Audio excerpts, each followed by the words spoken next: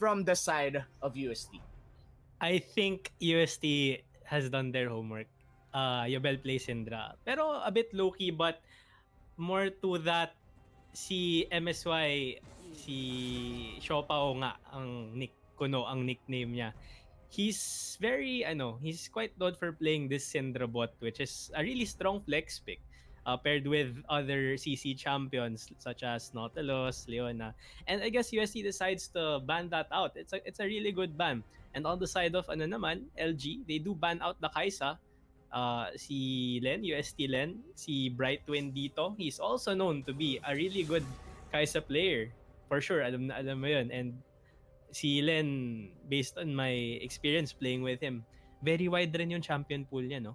Yeah, I feel like napilitan siya mag-expand ever since he played with Crescio, and that's something that I would like to say out loud, that Crescio, from being the beast of a support, nahawa sa kanya yung mga AD carry niya. Kumbaga parang you gotta keep up with him. And nung rookie pa to si Len, I would remember that he was more of a reserve player.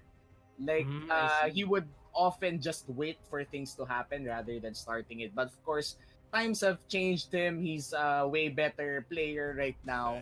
But going back to the banning phase, we do see a Set and a Galio ban coming in from UST. Meanwhile, a Kiana ban from Adamson from Ateneo, and Lee Sin ban. Can you talk more about this Kiana ban? Yung Kiana ban, I feel that this is target ban towards Michael. Last split and the split before, I'm not sure. Either or. I'm pretty sure he had a really strong performance whenever he was on Kiana jungle. So feeling ko yan yung parang mindset na ine-embody ng LG team, no. Pero I'm not really sure if UST Pao does play Kiana mid also. Maybe you can tell me more about yung champion pool ni Pao. Well, I feel like I haven't seen a lot of Kiana from my squad, honestly, competitively speaking. Maybe they're hiding it in their scrims, but I feel like LG banned out that Kiana because they wanted to first pick this Jarvan. And we all know that Kiana is one of those champions that not only makes that Cataclysm work for her favor, but can dash around the same Cataclysm and just make it a hard time for Jarvan. Maybe that's the thing. Maybe they banned this Kiana to give more safety to this already safe pick of a Jarvan. But we already see a Wukong lock-in coming in from UST. Same with the Rakan. A lot of engage and a lot of do it again Cyclones from this Wukong. Yeah, and I'm 100% sure itong Wukong pick, it's gonna be in good hands, whether it's gonna be on sino yung top lane, si Better Future or kay Vince Jantria, si Michael. I've played ranked with him and he was actually spamming Wukong a lot. So praktisado talaga yan. Unfortunately, ayun, Lee Sin was banned, so I guess he did not go to that. Pero I mean, deny rin siya on the side of LG kasi si Jules is actually known to be a really strong Lee Sin player himself. But yeah, coming into what they have picked, what both sides have picked for the first phase of pick and ban, Saya Rakan, bot lane. And we all know that Crescio is a really good Rakan player himself. So we'll have to see what happens here. Maokai getting locked in on the side of LG as well. Baka flex top yan or flex support as a component of that fasting Senna lane, no? And I really want to see what happens with Elise being banned first, second phase. Total nabanggit mo na din lang that Julie is also a great Lee Sin player. Let's move out a little bit from the game. Si Julie, siya din, he writes for Esports Inquirer.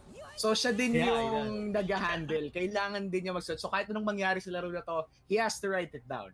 Kung mas-sweep sila ng UST, that means he has to write it down. But if he wins, I feel like susulitin niya yun. Pag nanalo sila, I smell a really long article. Very micro-dissected article. Na, may mga +1 adjective kada positive adjective every sentence. Kunwari, sasabihin mo na lang na yung Jarvan ult niya was great. Yung great, gagawin pa niyang exquisite. Tapos, Oh. babanggitin pa niya kung ilan yung natamaan. Feeling ko ganun yung mangyayari. Pero of course, going back to this draft, we have a Maokai in the top lane for LG Esports. Meanwhile, for Teletigers, wala pa tayong top laner. But of course, I feel like there's something different. Naunang i-pick Something yung different. Maokai ngayon, Mm. bukod sa Ornn. Because Ornn is not banned, and usually we see priority over Ornn rather than a Maokai. Yes, and that makes me think, is this even gonna be a flex? No, it is not. Actually, it is. It is going to be a flex, I feel. Is this gonna be a Kled top and a Maokai for the bottom lane for fasting Senna lane? Looks like that's how it's shaping up to be. Yeah, I feel like this is something na they wouldn't put it out if hindi pa nila napapractice. Feeling ko Yeah, this is that's something true. that they already know. So Maokai Senna Mm-hmm. bot lane. For now, that's the thing that we're talking about. Of course, nabanggit ko na rin, yung Ornn. Nandito na tayo sa part na pinik na naman si Ornn. Makikita na naman natin yung Forge God. And for actually no, 3 games straight, 2 games straight pala, 2 games straight kahapon. It's always that Ooh. Ornn Maokai inside the game. So this is gonna be basically almost a mirror of what happened yesterday in terms of great engages and disengages. But the last pick coming in from UST, it's a Cassiopeia. Ahas-ahas time muna tayo.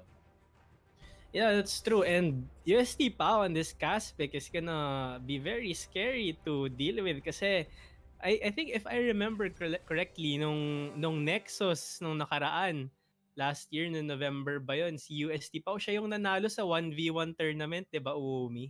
So in terms of mechanics, we can look forward to a very impressive performance siguro dito sa side ni UST Pao. But yeah, Azir getting locked in to answer to somehow round out the comp of LG Esports here. Yobel on Azir, personally speaking, si Yobel, I really just like what I said when we started the pick and ban phase. No, he's probably gonna be the player to look out for, and I really wanna see how the mid lane matchup is gonna play out here kasi two very mechanically skilled players, mataas sa challenger ladder. Ito yung parang kumbaga sa nanonood ka ba ng Haikyuu, Umi? I feeling ko if every sports anime, ganun. Yung tipo na Uh, nagkita na yung dalawa sa mga Titan teams tapos mararamdaman lang ng audience yung aura eh. Nandun yung community. Nasa yung nanonood sa parang e-stadium natin dito. Ramdam nila eh that this is gonna be a great game. And again, this is best of 3. But speaking of communities, dito talaga pumapasok ang Alliance. This is what Alliance wants to do for other schools and hopefully dumami na tayo in the future. And for Esports AcadArena, the Alliance is actually keen into making these communities grow. Kasi ikaw, na nasa community ka ng LG, I'm quite sure that you have the healthy friends, na yung healthy na community of friends. But speaking of healthy friendships nga pala, quick plug lang. I know LG Kellogg, yung Pop-Tarts dito sa laro natin ngayon, developed a game for his thesis exploring mm. toxic and manipulative friendships. I think that's really great. And I hope pumasa yung thesis niya because it seems to be a great project and initiative as well. But balik tayo sa League of Legends and sa Alliance. Ano sa tingin mo actually no, what is Alliance all about, Mikey? Okay, so as you mentioned before, Umi, Alliance is all about bringing this sort of support system to schools, to orgs who want to do esports, no? And Alliance itself offers a wide range of opportunities in terms of support. Sa side ng players, may opportunity sila to play in all of these tournaments such as yung ETRAMS, Rivalries, and Aces, which you can check out more dun sa AcadArena PH Facebook page natin. But aside from that, yung career growth. Because part of the Alliance program, although it is still in its beta form, may ano siya, may system siya na parang kuno RPG skill tree na you can choose to stakeholders and alliance can choose to pursue certain specializations when it comes to esports such as broadcast, league design, even coaching. So yung development ng players, it's not even just limited to being a player itself Pero or be, Ay, sorry, yeah, first go ulit. ahead. Pero bago natin pag-usapan kung anong pwede mong makuha sa Alliance, ano pa bang requirements para makapasok? Kasi as I heard, kailangan meron kang organization. Kailangan meron Yeah, kang that's true. organization kung Oo, tama. independent or pwede ring meron ka ng org sa school. Pero anong klaseng mga orgs ba na nasa loob ng school ang pwede sumali sa Alliance? Well, as far as I know, ang orgs na pwedeng sumali sa Alliance is syempre yung number one, yung esports org ng school.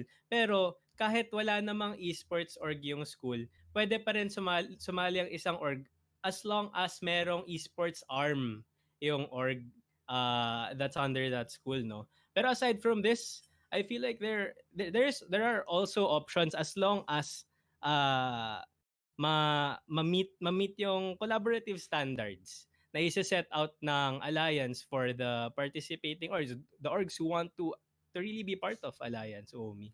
Yeah, and for orgs who really want to be part of the alliance, don't forget to contact Esports AcadArena. I mean, walang masama sa pag-email, sa pag-message if you want something to happen. If you're not sure, Yeah. minsan meron na tayong mga instructions sa page, but for email, I feel like the admin will put it down doon sa ating comment section. So, konting antay lang.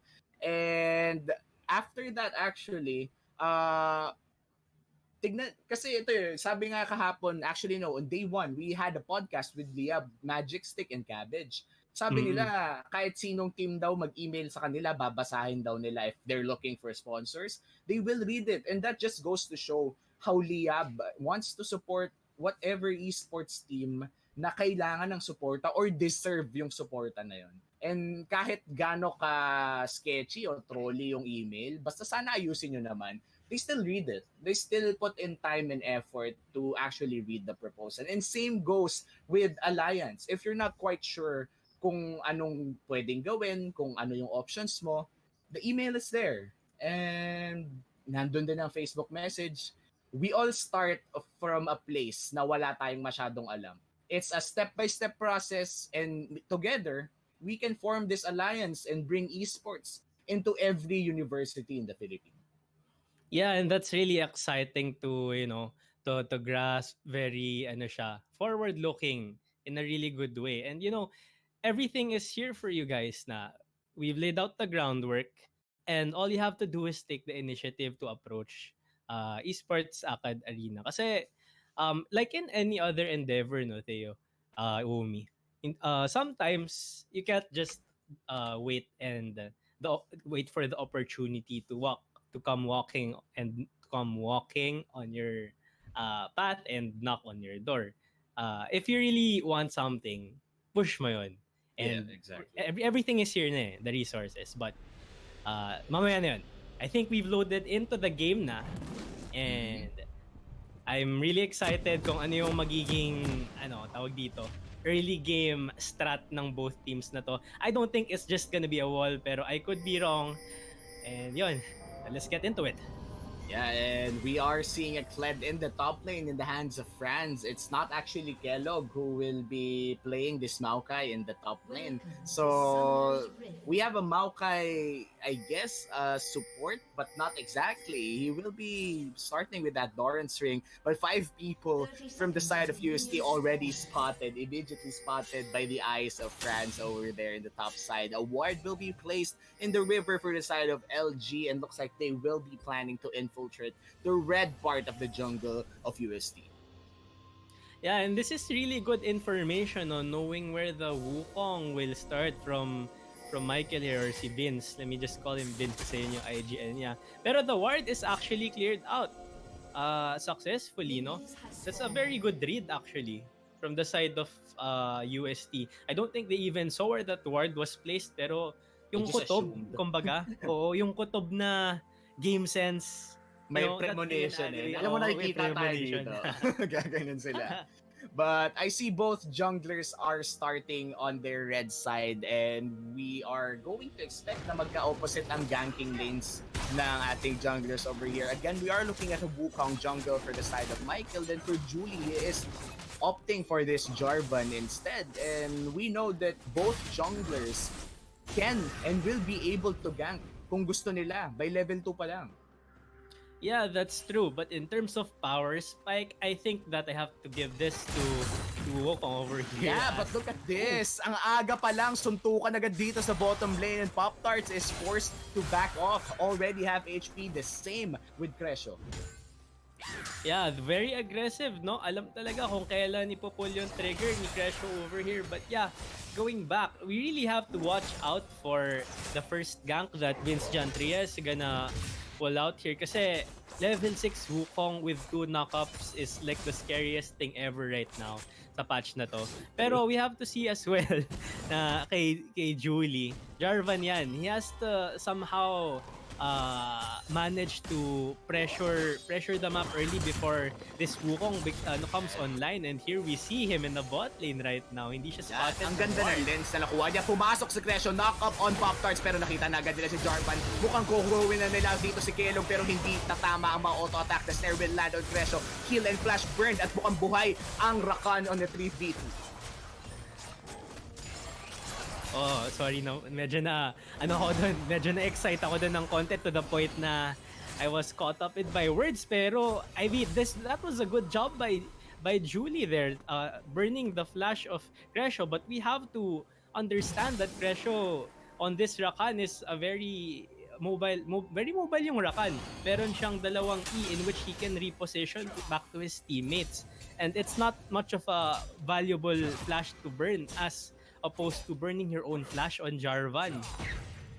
Yeah, and we do see that Wukong already clearing that Scuttle Crab on the top side, already hovering, but that actually forces the flash out of MSY, and now Senna, a flash of Senna in this bottom lane might be dangerous on another return gank, or maybe a first gank coming in from Michael in the bottom lane.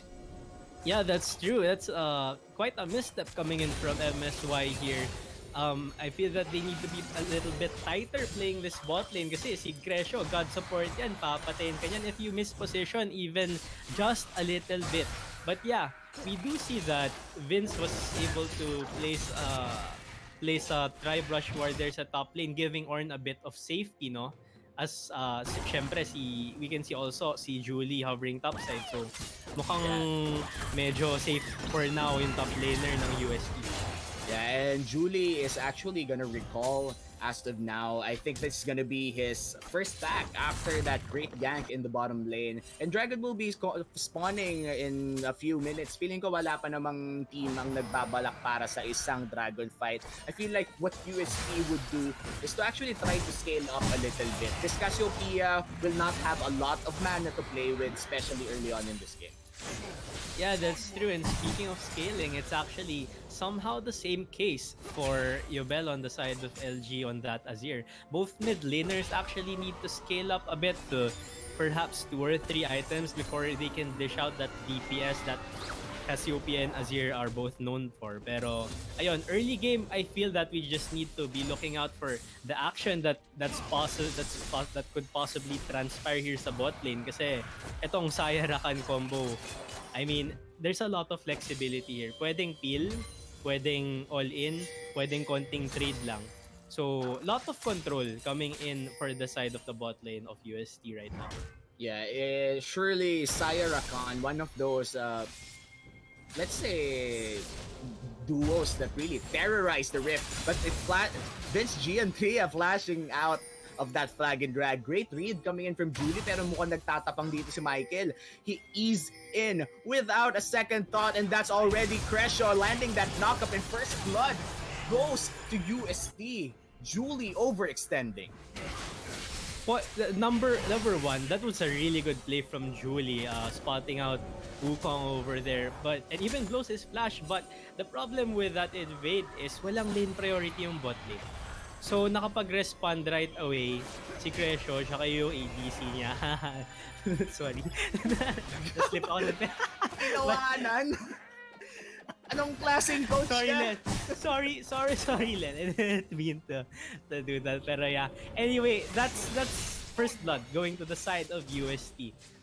Early on, 6:30 pa lang. 6 minutes 30, 1k gold lead, and UST will be able to capitalize on this for sure, being the veteran team that they are. Yeah, but first blood does go to Crescio. Usually you would want that to go to either the jungler or the AD carry. That at least it mitigates a little bit of the damage done on LG side. But as of now, we are looking at a 1k goal lead for the side of UST 7 minutes in. I think this comes from the CS differential in mid lane. Of course, that first blood as well. Yeah, that's true. And we can see now the three-man bottom jungle duo. Ryo is taking Dragon, and this is all because of of what you said, yung CS differential sa mid, as well as that first blood coming in sa bot side, sa Rakan ng UST. And that's gonna be the Ocean Drake. So, Yeah, yeah. and Ocean Drake is one of those things that really helps. Kahit isang pirasong Ocean Drake lang. Hindi siya yung katulad ng Infernal Drake na hindi mo masyadong mararamdaman unless it's stacked up. Yung Ocean Yeah, Drake that's kasi true. quite konti lang, kahit isa, dalawa lang makuha mo. It will add up. Mararamdaman mo yung effects niya, but that's gonna be a snare landing on Crescio. 2 snares actually, but it won't stop him from the attack. Toss out defending at tumama ang huling feather. That gives Saya his first kill of the game. This is very impressive to watch.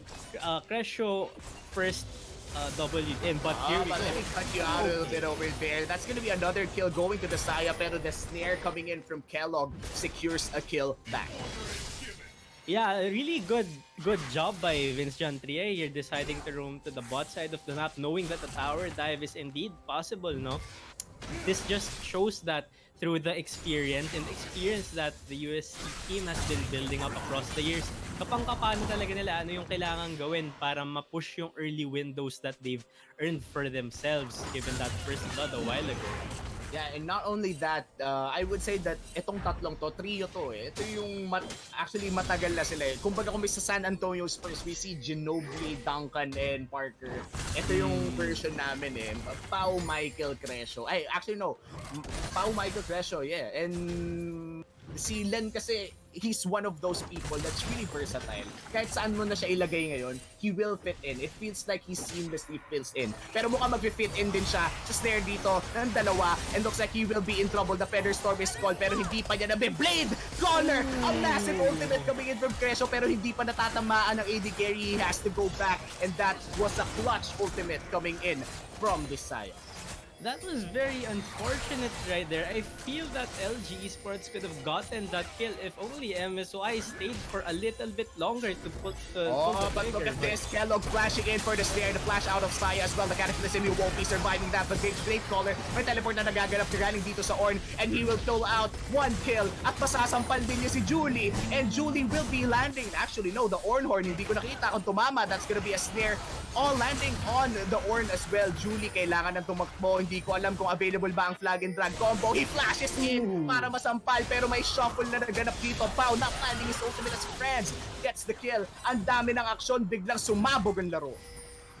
Bottom lane, mid lane action left and right here, but I have to highlight that was a really good teleport coming in from Better Future, and that is what the TP priority does. Si LG France hindi siya nakapag-respond here, kaya ultimately bottom lane won out on that skirmish right there, and still that was a bit uncoordinated as I observe on the side of LG, no. Initially that kill was theirs on Brightwind, si Len over here, pero mukhang nag-miscom ng konti or mali yata yung tansya ng damage na kayang i-dish out. But yeah, still they do get a kill, but still on the side, it's still favored on the side of... Wait a minute. This Giantria on the top lane ganking France. The clone will be used. A lot of DPS coming in from this Wukong, but France just shrugs it off. Not a lot of damage early on in this game. Yeah, that is true. I have to give credits to LG France here for deciding to make a play onto the mid lane while everything was going on the bottom lane. But let me cut you off a little bit. Great W coming in from Crash, trying to save his life, but a snare plus the ultimate as well coming in from Makai will load him in place. The charm will land on 2 and he actually survives. Unreal, but Pop-Tart secures the kill instead, and that's gonna be a clean 1-0 in that 3v2. As I mentioned a while ago, Rakan over here is a very slippery champion, pero it doesn't mean that you can overextend na basta-basta. Konting respect ng konti dapat sa side ng for the side of LG Esports dito, kasi I mean warding is very important as we know. Medyo hindi siya masyadong binibigyan ng pansin dito sa collegiate level. Pero when you are, syempre, you have to make sure na hindi ka rin nag-overextend at nire-respeto mo yung zone of control ng fog of war. Yeah, I do agree on that side. Vision game is always a big part on how competitive teams like these teams win. And sa collegiate level, maraming mga teams na hindi masyadong nag-vision control. But that, again, lagi ko nakikita yung grand entrance neto ni Rakan paulit-ulit. I think naka-max W ata si Crescio. Actually, naka-max W nga siya. And yun, like, si Crescio, when he spots an error, even a small error in spacing, he's gonna jump on that. Kasi it flashes in with the Miasma, hindi siya makakasurima shuffle at tatama pa rin ang ultimate the poison. It won't be enough as the shield will protect him. UST is still taking the Earth Drake. There is no more mid laner. Yobel is forced to back off. This might be another free Drake for the side of UST. That was a really, really good play coming in from UST. Power right there. Flash ulting the Azir and the stun was able to land as well. Pero unfortunately, nagkulang siya ng isang proc ng E sa Cassiopeia to finish off that kill. But yeah, the Dragon does come into the side of the UST. 2 Drakes na sila right now, and the third Drake is going to be an Infernal Drake as we come into this slight pause right now. Yeah, I think one of the members of UST squad actually disconnected for a while or maybe suffering a little bit of lag issues. So magre-reconnect lang daw. I hope we resolve the issue over here. And again, we have 200 plus viewers right now. ADMU versus UST. I think we peaked right now in game 1. At para sa mga viewers natin ngayon dyan, this is just game 1, best of 3 to. Kahit sino manalo, meron pa rin game 2. And for every viewer out here, this is already day 3 of Esports AcadArena Starforge. And again, this is all for the benefit of Philippine Heart Center. Thank you again for the support. At mukhang we're back in this game. Yeah, we're back in this really intense game. 5-4 is the scoreline now, but don't let that deceive you. There's a lot of action happening in the early stages of the game, but still the gold lead isn't that high right now. 1.5k lang, and we still have to see ano mangyayari later on kasi may scalers tayo for both sides of LG and UST. Yeah, and this is going to be a spicy matchup in the mid lane as well. Yobel, as you said, one of those high-shell mid laners, as well as Pao. Well, not exactly a big veteran in the mid lane, but he had played solo lane top lane for a few seasons with UST. And then transitioning after tumama ba tong ulti. That's gonna be a charge from the Kled. Lands on the invisible Wukong. But that's gonna be Crescio trapped between the trees. But the Cyclone is there. Do it again, Michael. That's the second Wukong knocked up. And this is what we're talking about. The Wukong being annoying as hell. But Yobel is there. And nauna siya kay Pao. So they are forced to back off. But that's gonna be 1 kill for the side of UST. Yes, proactiveness. I have to give it to the side of UST for this play. They were able to spawn that Rift Herald and take the first tower of the game. Meanwhile, at top lane, mukhang makakadalawa pang tower tong side ng UST. Oh no, Pao trapped between the Cataclysm, the Senna ult as well. He has nowhere to go, and that's not the place to be. As Pao now 0-2-0 in this game. Yeah, a little bit of a misstep for Pao right here. Like what happened with Crescio a while ago, there should be a bit of respect coming in for Fog of War, no? Hindi porke kaka-pull off nyo lang ng napakagandang macro play sa bot, you start to play loosely. Because these windows that the enemy team sees na you're playing loosely, they're gonna pounce on that as well. And this is a breather coming in for the side of LG to regroup and see ano yung kaya nilang gawin given up down na yung outer turret nila sa bottom lane. Yeah, and I think that was a great take-off coming in from Julie as well. Bumabawi si Julie. He gave first blood to UST, but now he has, I think this is his second pick-off. He knows when to use his Cataclysm, and I feel like their timing flashes very well. Alam nila na wala pang flash si Pao, so the moment they saw Pao, flag drag in, Cataclysm, there's no way out. Yeah, that is true, and I also want to point out that there's a considerable CS lead coming in here from LG Julie here as opposed to Vince Jantria, and it seems like in terms of pathing efficiency, yun yung prioritize ngayon ni Julie kasi in the bottom lane push of UST a while ago, he was seen to be catching the mid wave instead of responding. Whereas itong si Vincent Tria, prioritize niya naman yung pag-take ng objective sa bottom side of the map. So there is a trade-off between those two things. Pero it's very case to case, no. There's a pro for a play, there's a con for another play, and right now it all comes up to this actually 3k gold lead 16 minutes in favor of UST. Yeah, and looks like they're opting to get the Rift Herald next, but Yubel landing a little bit of poke for the bottom lane duo of UST. Both top laners are in bot lane. Mukhang magkakalabanan dito para sa RH. Yeah, and both teams are indeed converging sa RH, but the RH is actually taken already ba? Yeah, I think it was already secured by Michael there. At nakuha na rin niya already in the inventory of that Wukong.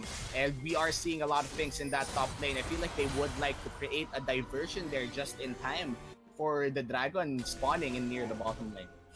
Yeah, that's true. A really good play coming in for UST, knowing na merong interval between the Rift Herald and Dragon. They saw the opportunity, they had the gold lead, they had the faster, the more accelerated scaling rather.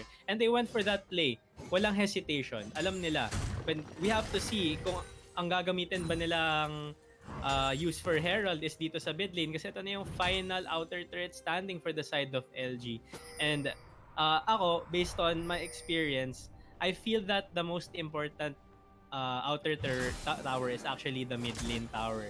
Yeah, what do you I feel think? like we all have a consensus that that's the most important outer trait because it opens up the map a lot. It looks like this is Crescio, nasundan siya, and the charge from Bled is called pero sasaluhin ng Ornn, and this is gonna be nothing done for Crescio as Ornn is getting chopped down by a lot of people from LG. This is gonna be terrible for UST, but the Forge God will not be called just yet. Saya and Wukong, that's gonna be a shutdown for the Saya. Umiikot-ikot na dito si Wukong pero matutulak back ng Azir. This is Cloud 2020 still spacing it out, but look at this. Looks like LG will be trying to turn it around, but he gets a kill on Kled instead, but that's gonna be the last of Saya as 3 people from LG survive. The jungler and the mid laner, the only remaining survivors for UST.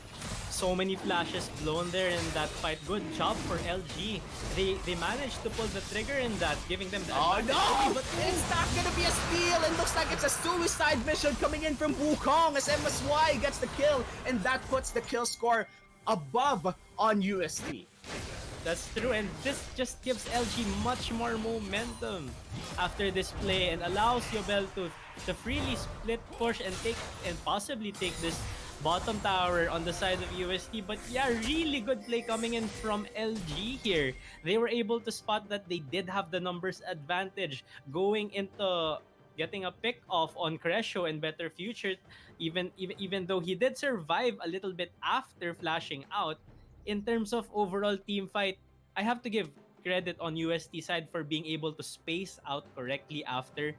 But because of the numbers advantage, nanalo lang talaga yung LG doon in the end. Yeah, and as of now, nakita natin in that one team fight, nawalan ng 1k gold lead ang UST. That means maraming nakuha ang LG doon.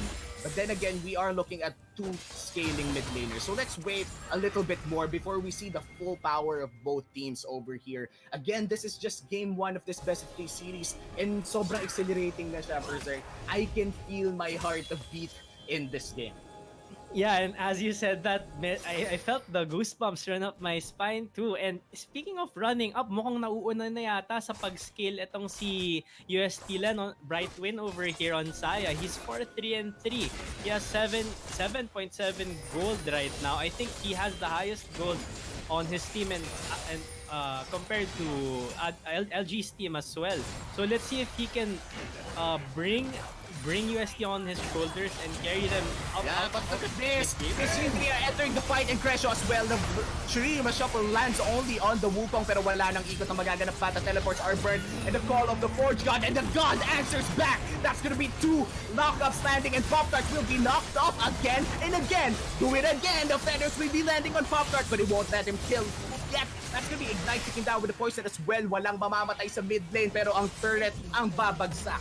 A lot of action but great call to back off coming in from LG. that is true. And proactivity once more on the side of UST here in terms of putting down these outer towers. Mukhang sila talaga yung may experience dito at pinapakita talaga nila sa game 1 ng best of 3 na to. And I have to say, I'm very impressed actually with the level of macro and decision making that both of these teams are showing us for this first game. Yeah, and short trivia lang habang wala pang masyadong nangyayari. Ang sinabi kanina ni LG Kellogg, Captain, wait lang, bakit ba ayaw niyo ako bigyan ng chance magsalita? Julie, medyo nag-overextend na naman. The Cyclone is called for the bonus movement speed and France will be entering this fight as well. Better Future, looks like he will be a sitting duck over there as the DPS just caves in. Better Future still alive, but Jubel picks up the kill. Nandito na si Crescio, the knock-up touch, but the snare will as well. The Retrieve Shuffle will secure the second kill off the fight over here. That's going to be a double kill for the Azir. But Saya looks to be the healthiest member out here. The heal coming in from MSY. The snare will land and looks like Pop-Tarts. He's in trouble. A double kill for the Saya. And that's the first damage coming in from Michael. At mukhang he goes golden, but he won't stand a chance at all as double kill will go to the Saya and the Wukong. It's an ace for UST. Good job to UST there. What looked like an extremely disadvantageous position for them to start with. They were able to turn it around. Really great positioning coming in for UST Len here. In the end, that was actually a battle of margins. Kung nakapasok si Pop-Tarts right there with the root on Maokai, feeling ko mananalo yung LG doon sa team fight.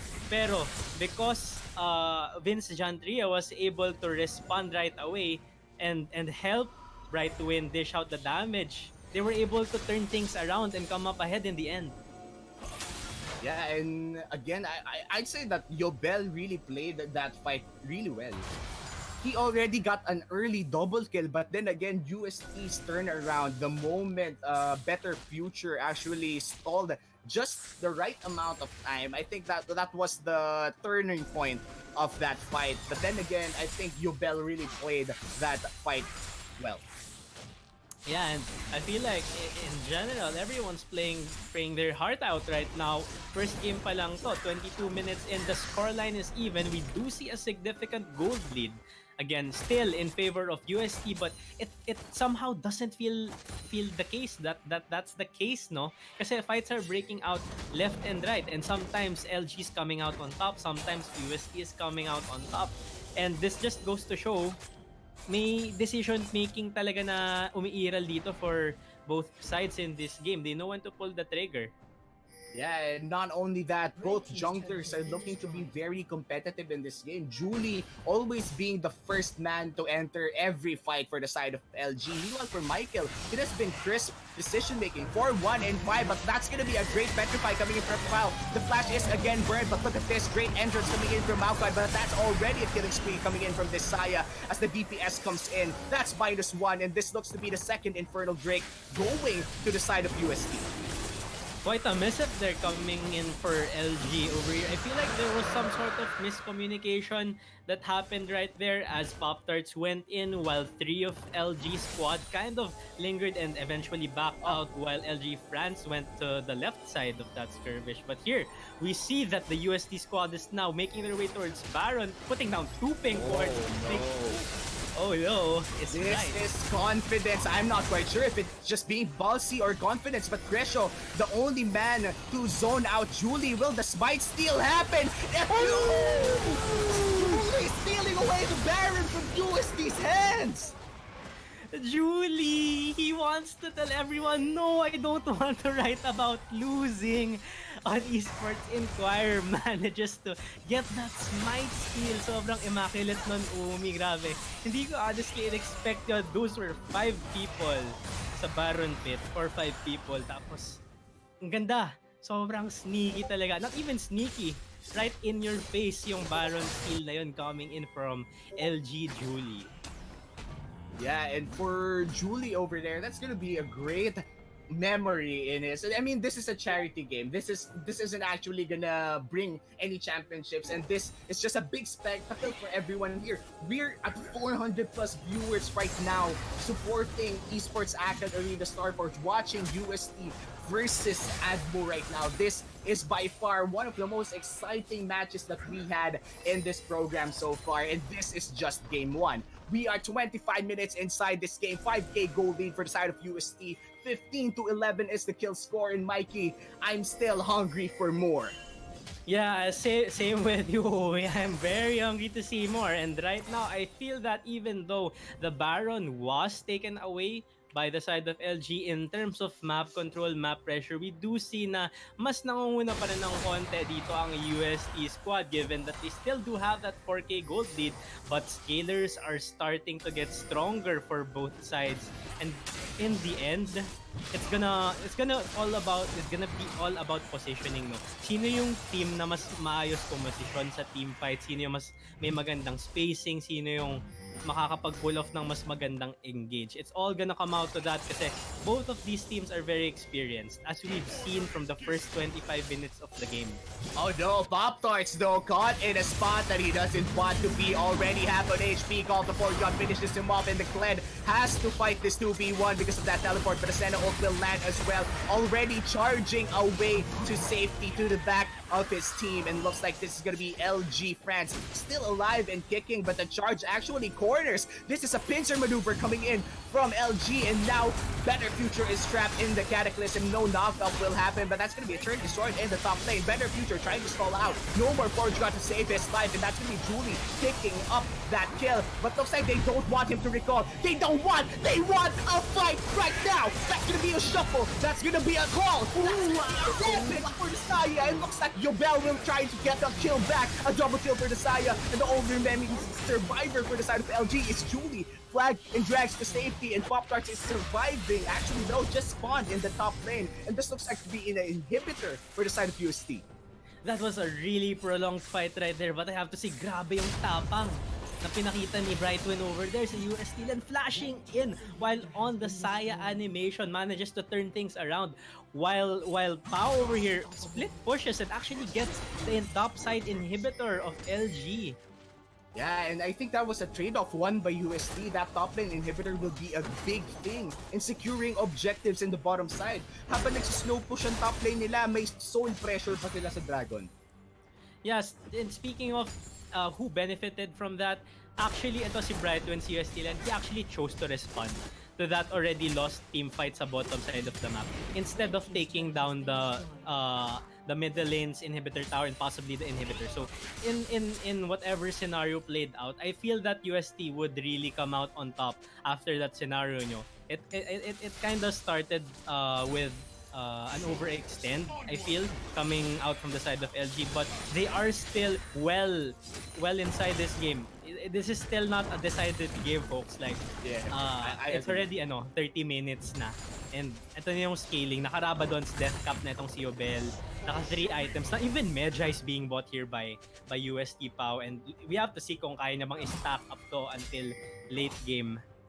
Yeah, I think this is a pretty ballsy pick up, this Medjais. I believe that may curse ang Medjais sa bawat competitive game. Pero let's see what will it do. We already see the Infernal Drake spawned, and looks like Wukong will be trying to engage instead. This Infernal Drake will be a game changer, Mikey. Yes, I agree with you 100%, and this is why we can see both teams actually converging here sa Dragon. Yeah, speaking of convert, Better Future, sinalo ang charge, but that's gonna be a well-placed Mayasma. Umiikot in place ang Wukong at the Call of the Forge will pick up Pop-Tarts. That's gonna be a 2-man charm, and that's gonna be a second Cyclone as UST decimates 4 people out of LG. And this looks to be Dragon. No, first serve. This looks to be game. Nag-teleport na si Better Future doon sa Nexus at mukhang tatapusin na nila ang Game 1. Oh my gosh. UST played that fight so well. They were so patient. They did not actually pull the trigger first as Better Future dances in front of the Nexus turret. But yeah, I feel that engage on the side of LG was a bit forced. Kled was able to get out his ult, no? As UST is already about to finish this game 1. Pero, ayun, I have to say na medyo hindi ganun ka-swak yung timing ng engage coming in from the side of LG. But yeah, it was really exciting. That game 1 was really exciting. We were able to see how well these two teams pull off their team comps, their macro and their micro. And I was really happy with that first game. How about you, Omi? Well, not just happy. I'm also A little bit tired agad. This was really intense. I mean, most I've casted in a day is 11 games. That is unreal. Oh, Pero that's a lot. ito, Oh, game 1 pa lang, naramdaman ko na agad yung may something else eh. If ako nararamdaman ko to, ibig sabihin nararamdaman mo rin. Nararamdaman din ng viewers natin. It's a very intense game. And to think that wala pang championship na nakasalalay dito and it's this intense, I'm super excited for game 2. Anyways, ikaw yung mas analyst sa ating dalawa sa atin dito. What do you think happened? What's the story of game 2? Ay, game 1 rather. overall, I feel like I have to give most of the credit to UST Michael, si Vince John Tria here on this Wukong. He was able to spot a lot of windows for them to push their early game lead. They first took the bottom tower, nakapag-split push yung sa top side, nababa niya yun. And then they took the second herald, they pushed mid lane, they were able to get most of the dragons as well. But overall, I feel that hindi lang naman to the jungler's job though. This is overall team coordination. UST knew what they were supposed to do in the early game, and with the early game lead that they got from that first blood, nag-spiral yun eh, tuloy-tuloy. Even though it was somewhat of a back and forth, LG was able to get kills by themselves as well. Hindi sila bumibigay. Overall, it was still skewed a bit towards the side of UST, and they pushed through to till the end. Yeah, and again, for our viewers over here, ang dami natin ngayon. This is a party today, day 3 of Starforge. Magbabalik kami after a quick break. Again, my name is Omin. Together with me is Ferzerk. Magbabalik kami para sa Game 2. Sana maging 1-1. Bias ako sa UST pero sana maging 1-1. We will be right back.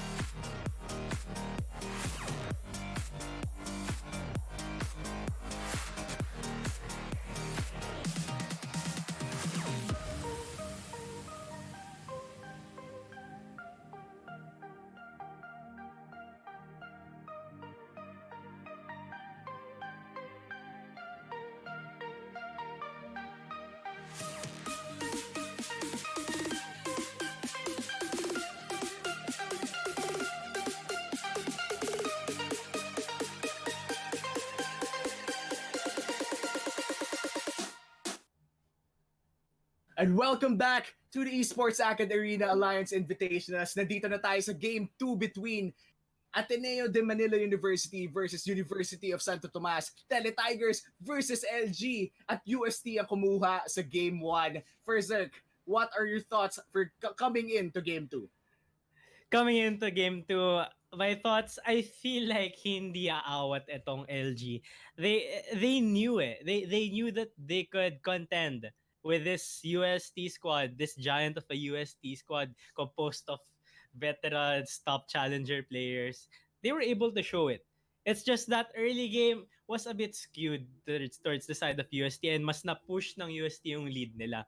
But coming into game 2, I'm really excited to what iterations that LG will implement in their pick and bans to give them a bigger advantage in terms of draft para mas comfortable sila mag team fight, because I saw we did see in game 1 in terms of engaging sa 5v5 team fight, parang UST yung mas komportable.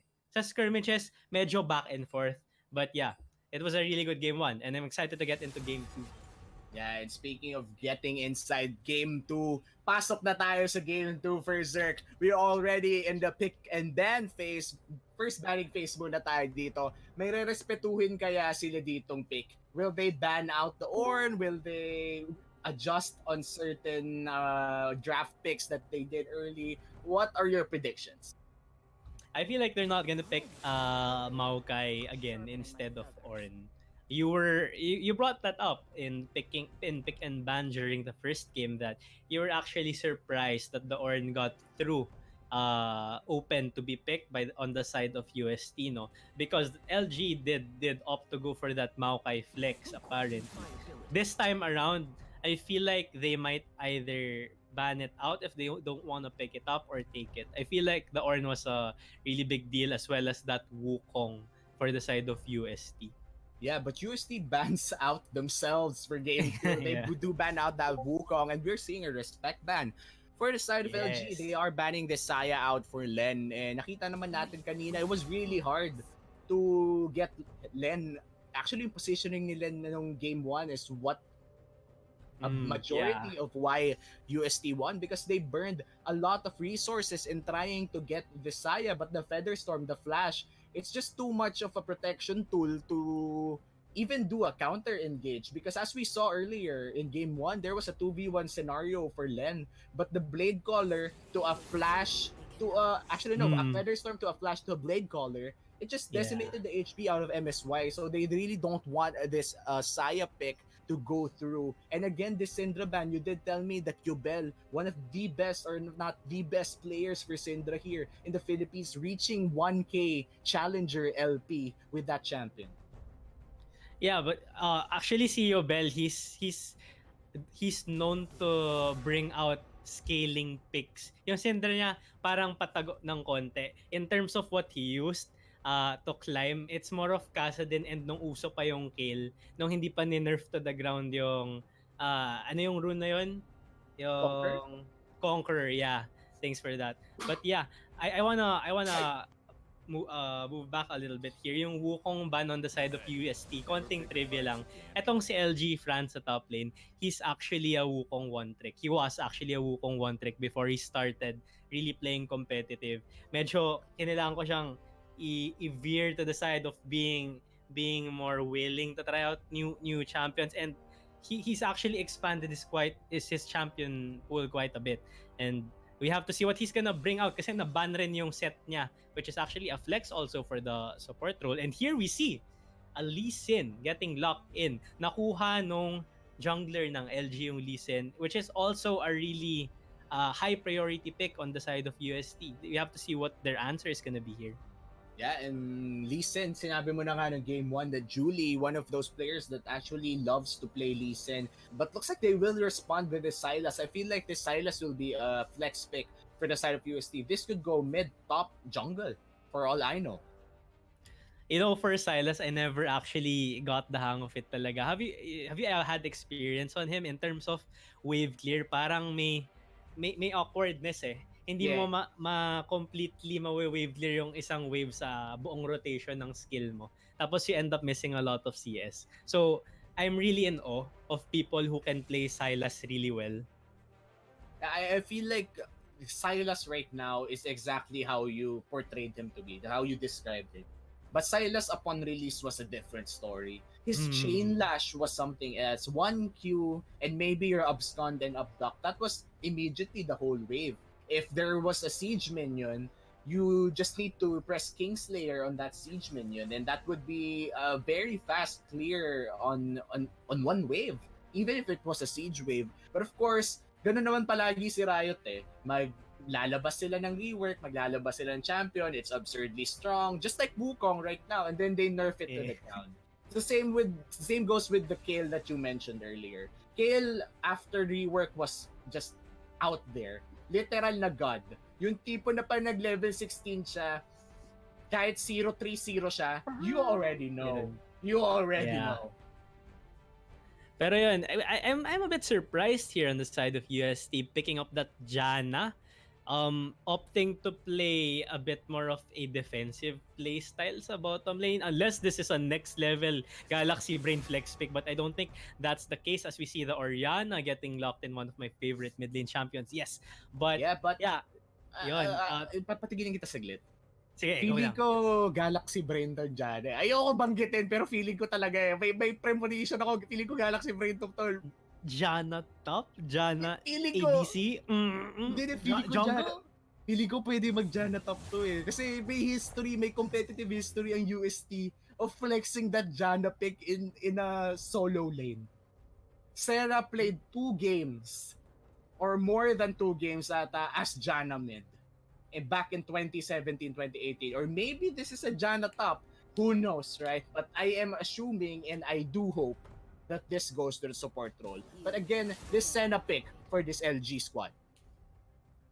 Yeah, I feel that comfort talaga nila yung Senna pick na to for the bottom lane in case they do run it as a fasting Senna or a traditional Senna, which was a bit nerfed to the ground as well. But we see the Maokai getting banned here. Is this I'm not sure why they decide to ban Maokai. Maybe they do plan to run a top laner who's soft counter sa Maokai. But yeah, they do decide to ban that Veigar against Yobel. I think si Yobel sa ranked stats niya, 100% win rate siya on Veigar right now. He has more than 10 games, hindi pa siya natatalo. So, a really smart ban coming in here for the side of UST, whereas 2 AD carries, Kaisa and MF being banned on the side of LG. LG doing their homework out there. They know the most played champions out of UST's AD carry Len, and he actually locks in the Vayne blind pick. May Wow. nakita tayong Vayne yesterday. With a Umi, Jana diba? as well. Oh, a Jana. And it didn't work out too well because of how weak they were in lane. But now, in the hands of Bright Win and Bright VC Uwu, if that is a Jana support, I want to see how will they do in lane. Oh my gosh, Kassadin has been pulled out. Yeah, and Kassadin, one of the best late game champions. Oh. We know how much damage he can actually pull out. So, let's just wait kung aabot pa ng late game. Maraming late game scaling champions dito. Orianna is not to be underestimated as well. Yes, Kassadin scales way better in the late game, but that shockwave, it doesn't matter if you're a Kassadin who can 5v1 if wala ka namang frontline. A great shockwave in the late game is a ultimate game changer. But we're seeing a Mordekaiser lock in for the side of LG, and this looks to be a top lane Morde. And I'm not quite sure. Gangplank is open, but I'm not sure if kaya bang laruin. But that's wow. 2 AD carries for the side of UST, an Enchanter support, Sylas as their only frontline. Let me say it again. Sylas as their only front line. This is very surprisingly unexpected drafting coming in for the side of UST, picking Vayne, Jana, and Silas for their front line, who is actually supposed to be built with damage, no? At most, siya dapat, hybrid.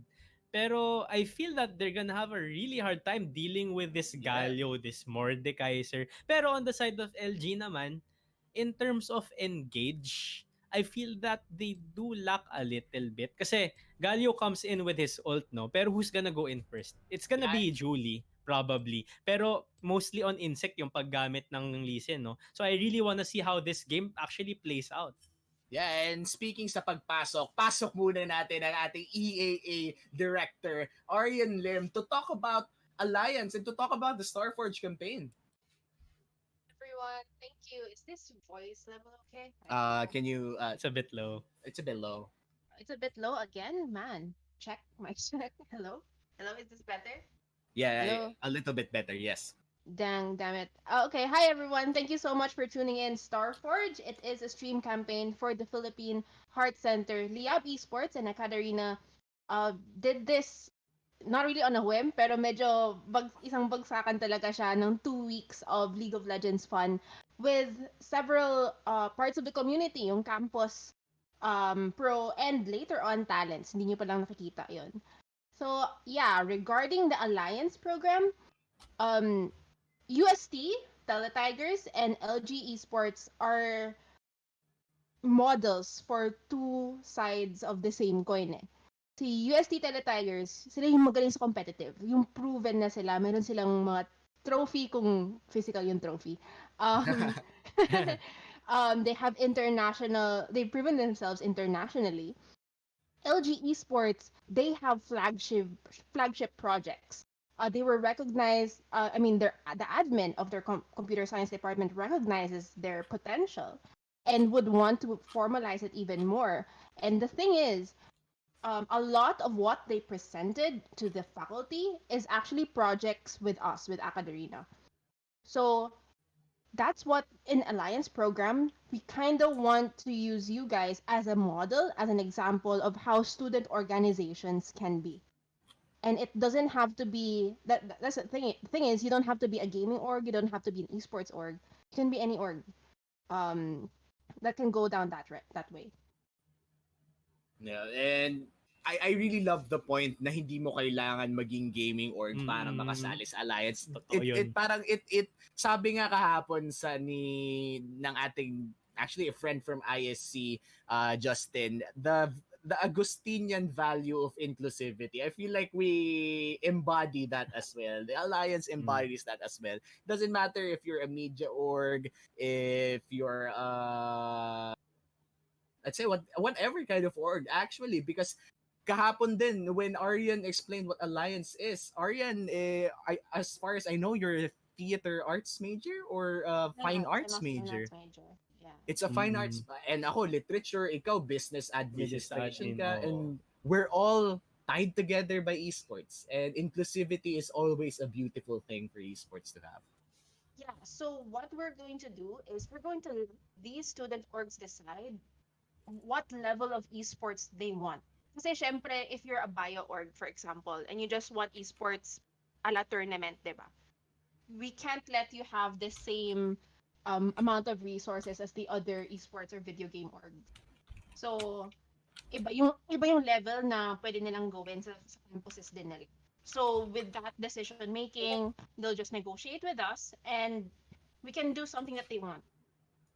Oh. I So see. not only is Alliance very inclusive on gaming orgs, but it's also open. Parang may customer service din siya kasi yun yung nakikita ko eh. Parang flexible siya. There's Sobrang some flexible niya. customization. Oo, 'di ba? Oo. But do we have anything else for Alliance, or are we gonna reserve a few topics for our podcast later? Well, the podcast later is more about pro, but if you guys want to learn more about the alliance program, either message us if you're a student org who's really just curious about it, or wait for the podcast next week. Meron pa tayong Friday to Sunday next week. That's actually good news for us. More esports fun for everyone. For Esports AcadArena Starforge again, it has been Aryan Lim, our director for Esports AcadArena, Miss EAA herself. And we will be entering the game right now. This is game 2 between Ateneo de Manila University versus University of Santo Tomas. Teletigers versus LG. Game 2 with game 1 going to UST. Yeah, game 1 was extremely exciting to cast with you, Omi, and I'm pretty sure game 2 is just gonna be as much as exciting as game 1, if not even more, as we see both teams actually taking a bit more of a reserved approach coming into laning phase. Parang safe wall lang all across the river. Yeah, and I think safety is what you want after that intense game 1. Yun yung parang nalabas mo na yung gigil mo eh. Saktong safe muna tayo ng game 2. Try to recalibrate things, especially if you're the side of LG. Because LG right now, this is just a best of 3. If they lose this, it's gonna be a sweep. If they win this, if they plan it out carefully and actually win game 2, they will extend this series to a best of 3 and maybe pull off a mini reverse sweep as well. But for UST, they want to end this quick, and no way is other quicker than to get a lot of damage. Oriana top, Lucian mid. What can you ask for? Silas jungle. Yeah, in terms of ending the game quick, I really have to okay, better future is he's fine. But going back to what I was trying to say, etong Lucian mid pick to counter the Kassadin, this does work. Proven and tested na to, but they do actually decide to pull off a Galaxy Braid lane swap. They want this Kassadin to scale well into the mid, into the late game para makatawid siya and become a beast of a Kassadin that he's like destined to be. So we're gonna see a Kassadin and Oriana laning sa top side and actually Alushan and Mordekaiser here sa mid. Yeah, but in terms of CC, I think I have to give it to LG in this game. You're looking at a spammable slow for the Kassadin, the Insect as well, and a lot of CC coming in from Pop-Tarts, from Kellogg over here on this Galio. Meanwhile, for the side of UST, we have a lot of disengage, yes, but that's about it. The main engage that we have is a shockwave coming in from Oriana or possibly a good landing chain on the carry coming in from Silas. But looks like this is going to be a snare landing on Crescio. Already 1/4 HP, still a little bit offensive over there. Throws out the Zephyr, no fear. No fear nga, mukhang nananalo sa trading this time around yung bot lane ng LG, and this is expected because we do have a Vayne lane coupled with a Janna here on the bottom side for UST, and mukha namang okay for now, nakikipag-trade naman evenly somewhat, pero look at this, pressure is starting to seep in. LG Julie is hovering here sa River Brush, thinking if he's gonna go in, pero he decides not to. I think he's just going to play for this scuttle for some vision control, more security sa bot side ng LG. Yeah, I want to confirm.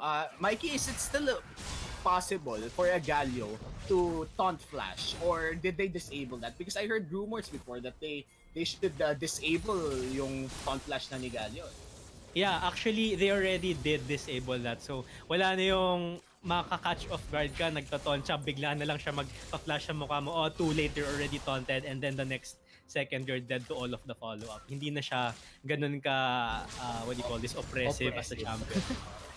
Galio used to be one of those champions that you don't want to see, especially in the mid lane before. It was really hard to deal any amount of damage on him, especially if you're a mage, just because of the sheer amount of that passive magic shield. But looks like in the bottom lane, that's gonna be a great tornado coming in from Crescio, and the taunt doesn't land, but the mist will protect Pop-Tarts from any more harm.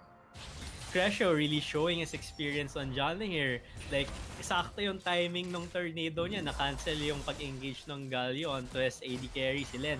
Pero yun, looks like early game seems to be quite stable for both sides. We do see that Vince Chantria, Michael here has decided to go for somewhat of a full clear.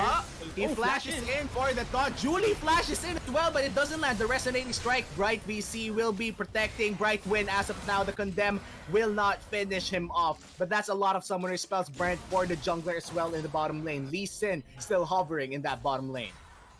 If only naglad yung resonating strike ni Julie doon, I think that would have been a kill possibly, but we do still have this exhaust being specced by Len here to make sure hindi nga siya mamamatay ng basta-basta. And I think this is actually a very smart pickup, yung exhaust na to. Because who's going to deal with this Kassadin later on? Who's going to deal with this Mordekaiser kung si Len yung ma-ult ng Mordekaiser, pero we see Dragon being taken right now. Michael, very ball. Actually, no, this is a smart engage coming from Michael. Resonating strike, burning the flash out of MSY. MSY still invisible, but that's going to be a condemn landing on the Galio, and he will be a little bit tanky, but Pao is already into that party, and the first blood goes to UST plus 2 other kills, and looks like this is going to be a bonus Drake as well as a 3-4-0 plus the Drake.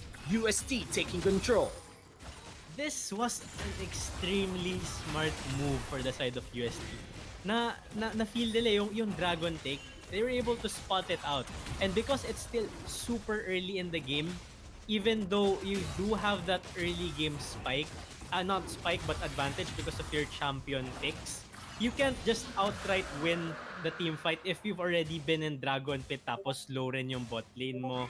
Hindi siya ganun eh. So, them spotting this out is such a big win for UST. Kasi na-stop yung momentum ni Julie. And we can see 11 CS up na to si Vince Jantria sa jungler position. Yeah, and 101 on this Silas. And speaking of stealing ultimates, I think this is gonna be a great pick off then. Ang naisip ko lang, nag-galaxy brain ako for a few seconds. The Silas can just steal Death Realm from Mordekaiser and then cast it on Yobel. Then Yobel won't be able to assassinate any of the 3 carries that UST has right now. And this is actually a big thing to do because Kassadin late game can just straight up RW in the face of Pau, and Lucian won't stand a chance. That's how strong Kassadin is in the late game. But if you could trap him via Death Realm for at least, let's say, 6 seconds, 8 seconds, that's a big plus for UST. Yeah, that is true, and it's really great that you spotted this out as mukhang may short trade coming in here sa top lane. Yobel thinking twice before deciding to go in as wala nga siyang vision kung saan si Vinci Jantria right now. Pero if he did know na wala si Sylas sa top side ng map, he might have pulled the trigger there. He did have flash. He could have flash escape the Orianna ult if ever. Yeah, but right now in the bottom lane, looks like ADMU will be taking at least one plate there, asserting yung range advantage ng bottom lane duo nila. We are looking at a Vayne ni Jana here. Yeah, and looking more into the lanes here, in terms of CS, we can see actually Yobel has generated a slight CS lead for himself here, really showing his experience in farming in the laning phase on Kassadin. I'm pretty sure gamay na gamay niya to as he used this as one of his pocket picks climbing to high chal. Whereas dito sa bot lane naman, yung Vayne ni Len, nakakapag-farm ng maayos. Wala masyadong pressure sa kanya. He's even ahead in terms of farm. So, mukhang may makikita tayo. I mean, I'm kind of feeling it out to be a Kassadin versus Vayne here later on in the match. Yeah, I feel the same way. And if ever Len will go for the on-hit attack speed build, the Ginsu Strange Blade and Bork build, I feel like a Wit's End will help a lot as well. That magic resist to counter a little bit of the damage coming in from Kassadin will come in huge for this Vayne late game. Yes, that is true. And more to this Vayne pick, no? You mentioned a while ago na madaming CC yung side ng LG, pero if Len manages to stay safe from that Galio, I feel that he can really shred down all of the other champions on the side of LG. Even if he gets Death Realm by Mordekaiser, kaya niya naman mag-kite sa loob ng Death Realm. Yeah, Death Realm is a 1v1 scenario type of ult. And late game, Vayne isn't exactly the type of champion that you would want to see in a 1v1 when there's 1v1. literally no one else but you and her. Sabi nga ni Vayne, fighting her is like boxing with shadows. Oh wow, naalala mo talaga yung quote na yun. Are you a Vayne player, Umi? Kaya mo alam No, yung quote I'm just a na yun? big fan of League of Legends lore. Like, not even kidding. I squeal. I shriek over League lore. That's just what kind of player I am right now. Yeah, it's great. Were you active in the lore before nung hindi pa nila binago yung whole setup nung Runeterra na Yes. yung I see. And my girlfriend right now, actually birthday niya ngayon. Happy birthday to you. But anyways, Happy binigyan birthday. niya ako ng libro ng League of Legends and I just had fun reading it. But speaking of quality League of Legends lore, we have a lot of history for these teams. UST being one of the most, sinabi na nga ni Miss EAA Aryan Lim na one of the most competitive teams. LG is looking to be building a big community, a stronghold of potential for ADMU. Yeah, and LG, I do have a bit of exposure being the coach of the LG squad. Though they do have 2 teams, Frost and Shock. Right now, Shock is playing, but as I say that, mukhang may tower dive yata na mangyayari dapat sa top lane. But Yobel actually decides to just back off, sensing this by himself. They do get the Rift Herald to tear down some plates here in favor of better future. Yeah, and they do push that top lane and Yobel already out of mana. Michael looking for at least a way out of that jungle. This Mordekaiser will be farming alone, but Julie is sneaking out that dragon. Yeah, sneaking out, but he does get spotted by Crescio here. Mukhang magkaka-team fight na mangyayari dito. Wala masyadong mana si Yobel, pero he is basing right now. He could opt to TP here sa Dragon, but they do back off knowing na they don't really want to fight right now given na Yobel isn't at his power spike yet. Rod of Ages is already completed but wala pa yung tier component ng build niya. So yeah, they do have to concede right now, LG, na push yung top lane. That's first tower for UST in favor of better future in terms of gold. He is 1k up on this Kassadin, and as I say this, ito, mukhang UST is looking to take this dragon for themselves.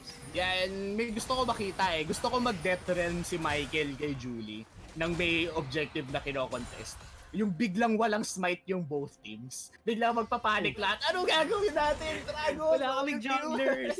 Walang junglers for 6 seconds. But as we were talking about that, UST successfully sneaks out that Mountain Drake and is now 2 Drakes up of OLG. That's gonna be a great flash coming in from this Bane. Focusing on Galio, one more hit, but great Senna ult to protect him. That's a resonating strike landing and the Galio ult will be called as well. Brightwind will be down as Yubel picks up a kill. This is huge for this Kassadin. Extremely huge. That was a great teleport coming in from Yubel. Also a great flash taunt coming in for Pop-Tarts. Although he did not land that taunt because of the sheer numbers advantage, they were able to get that kill onto Len here, and that's gonna stop his farming momentum a bit, giving a bit more momentum onto the side of Yubel on this Kassadin. So, medyo may power balance na nangyayari dito right now in terms of who's more accelerated in getting into that late game. Yeah, and as of now, Kassadin already done with that Rod of the Ages and already level 9. 2 more levels and medyo may patikim na tayo kung what this Kassadin could do. Because level 11 Kassadin is a small power spike. Compared to 16, level 16 Kassadin is a game-ending power spike, to be honest.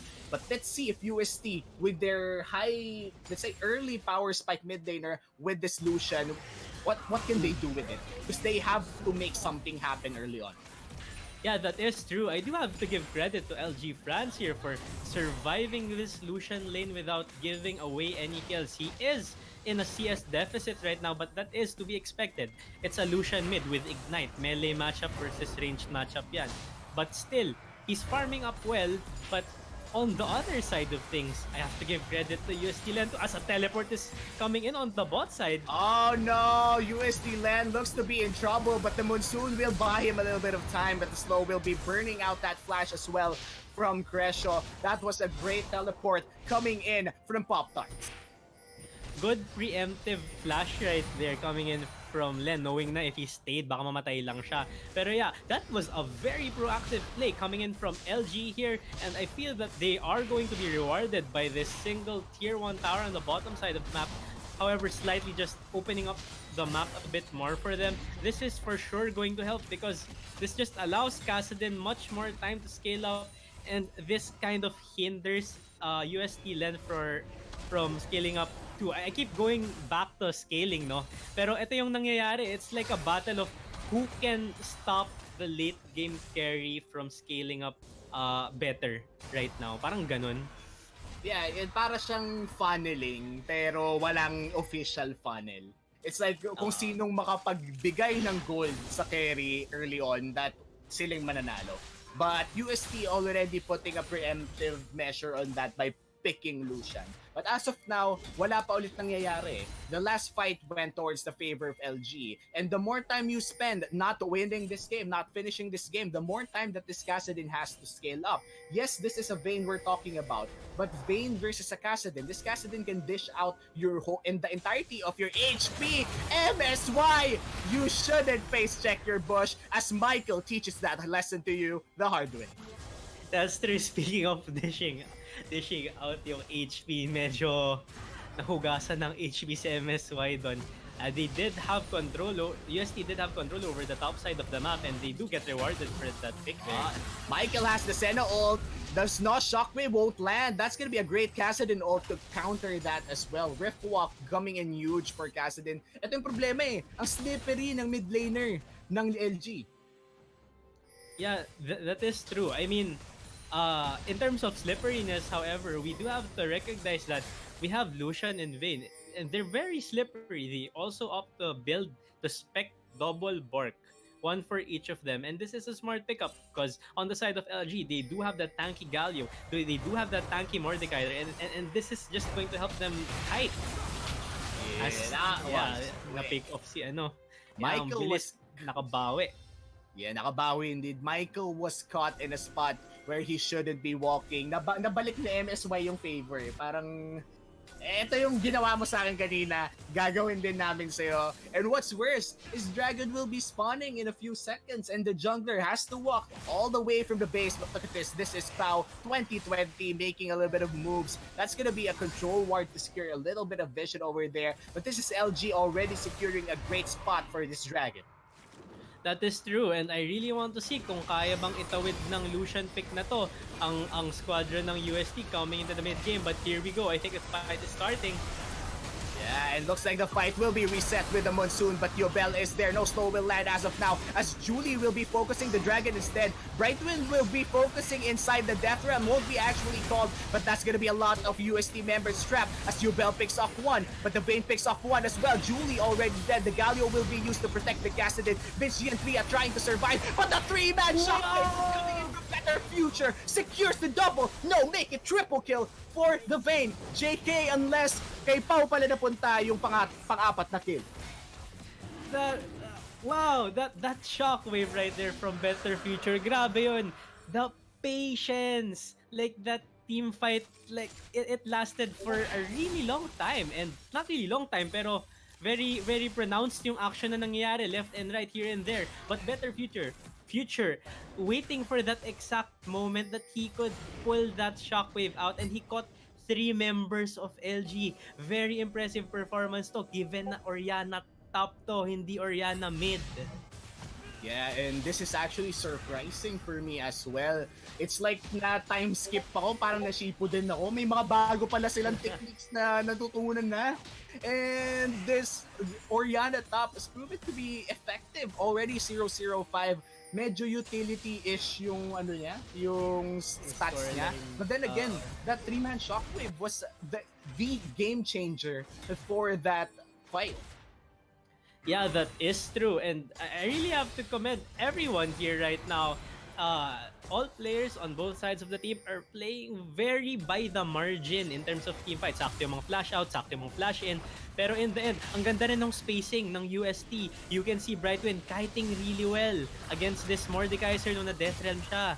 You can see UST Pau kiting really well with his fork, staying back, playing safe, but still dishing out that damage. And UST seems to be playing out their team comp really well, as opposed to how we thought initially their team comp would be, be really difficult to execute. Yeah, and not only that, they already have soul pressure 19 minutes in. The first 3 Drakes of the game going to the hands of UST. One more Drake could give them that Infernal Drake that they desperately need. More burst damage will give less time for this Kassadin to try and carry ADMU on his back.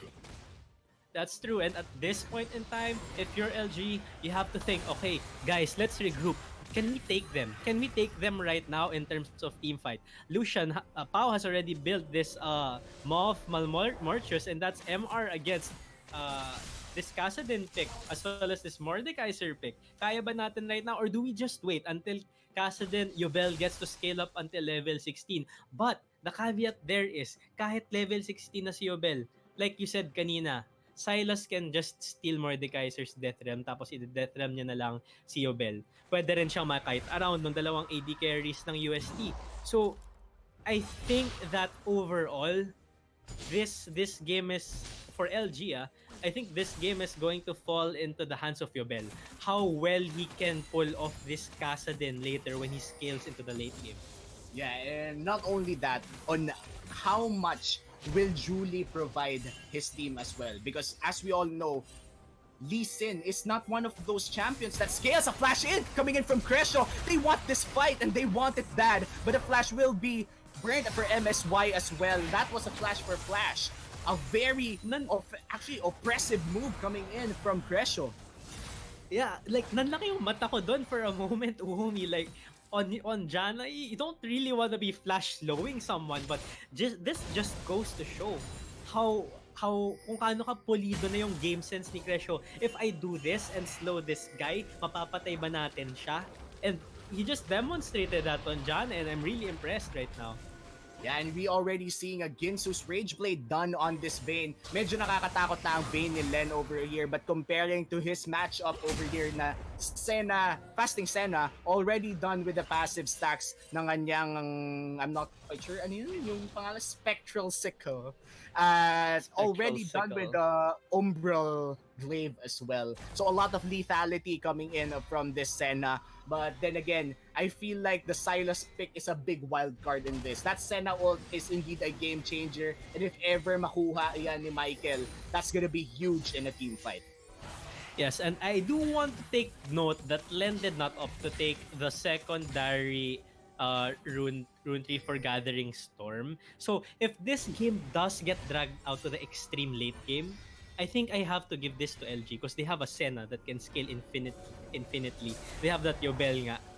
Pero yun, we have to see if the game does manage to get to that point. And right now, I'm also wondering, we were talking about Silas stealing the Mordekaiser ult and deciding to Death Realm Nubel if he does go in. Pero on the side of LG, sino sa tingin mo, Uumi, yung pinaka-okay na i-Death Realm ni Franz?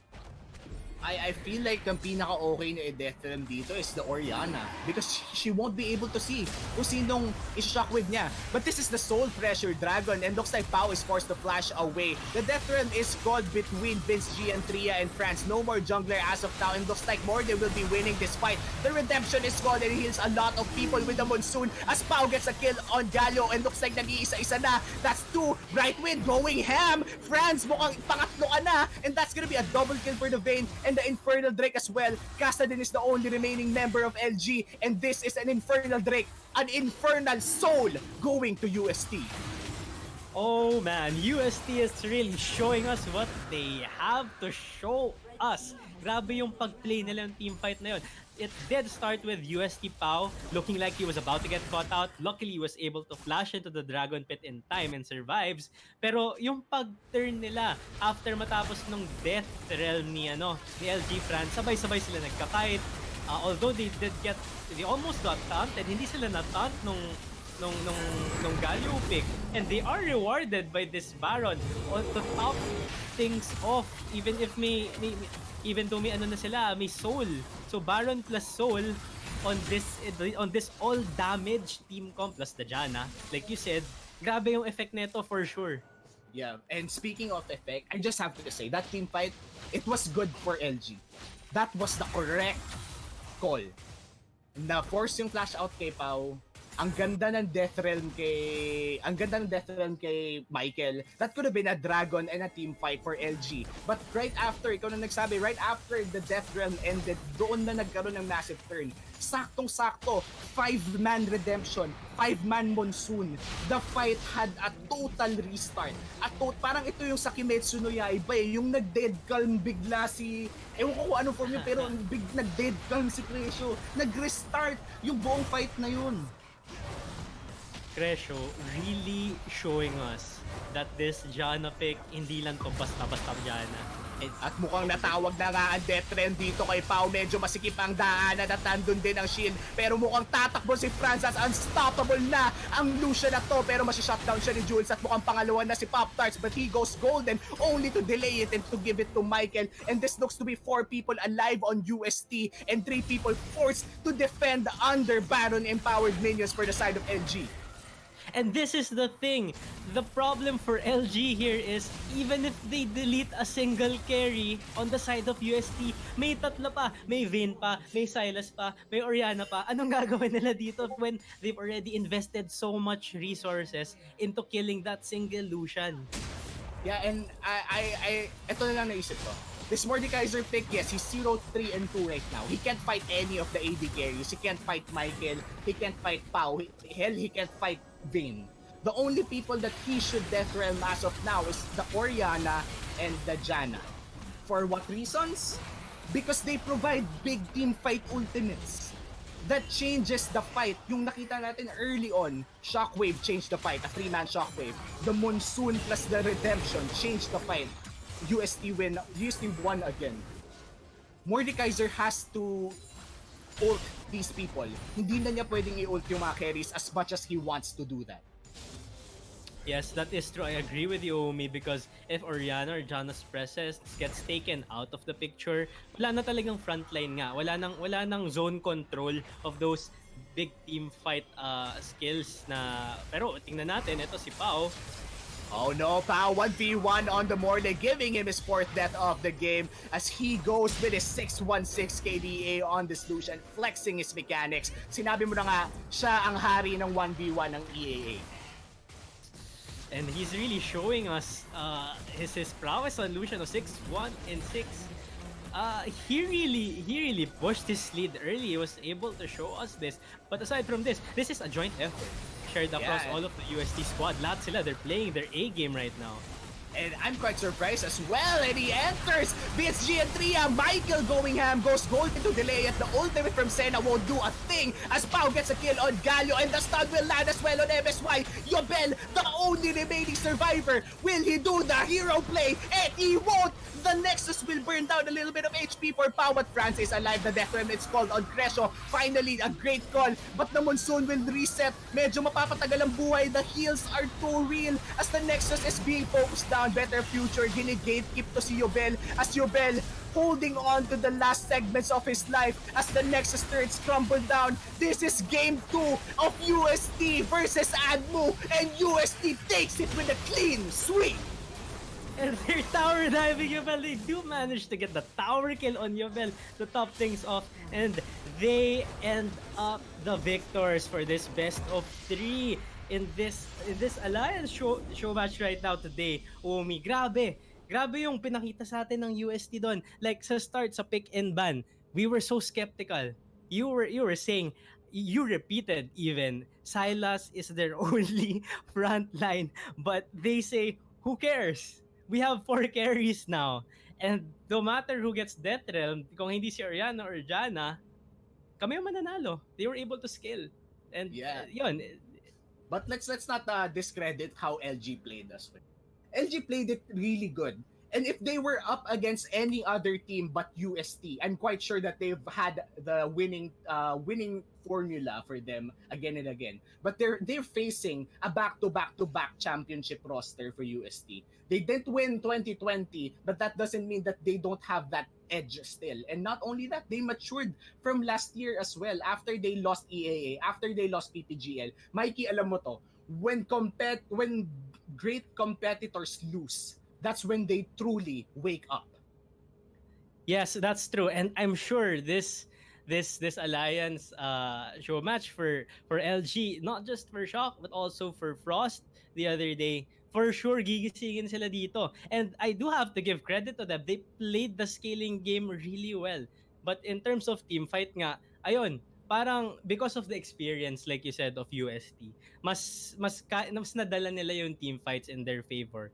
But yes, I do really have to recognize LG for putting up a really good fight dito sa best of 2. First game was action-packed. Second game was just as action-packed. And kita natin, they do know how to play towards their win conditions. Nakita natin there was a back and forth, right?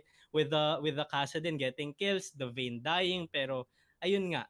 In the end, there's always that one team that pulls through in the end. But still, it was a really great game. And I think, correct me if I'm wrong, this is supposed, summer split, na-cancel ang summer split, but this is supposedly Yobel's first season, right? Yeah, as far as I know, I think he did have I think he did play competitive na for LG before I came in as a coach. Pero yung team environment talaga na ganito, it's his first time, I think. And for a rookie, I just have to say it. I see a great talent I know a great talent when I see one. Yubel, ewan ko kung nanonood ka pa rin hanggang ngayon o nag-aaway na kayo, but I'm telling you, do not stop improving. He is looking to be the face of ADMU in years to come. Bata pa to, di ba? Yeah, he's pretty young. He will be the face. He's not, hindi siya freshy, pero still, yeah. But of course, syempre, League of Legends, this is not a one-man game. True. We also have to really give weight to the fact na LG, UST, all of these teams, you have to play as a team. You have to improve as a team. True. And in terms of improvement, hindi lang yan basta-basta solo queue tapos pagtalo wala lang, flex pagtalo wala lang. It has to really be intentional in terms of learning, in terms of improving. And again, yung alliance program, this will do nothing less than help all of these teams improve not only in game but again yung pinag-usapan natin kanina, care of Miss EAA. Madami ring other opportunities that this alliance program gives to us. And speaking of the Alliance program, that's it for Alliance Invitationals.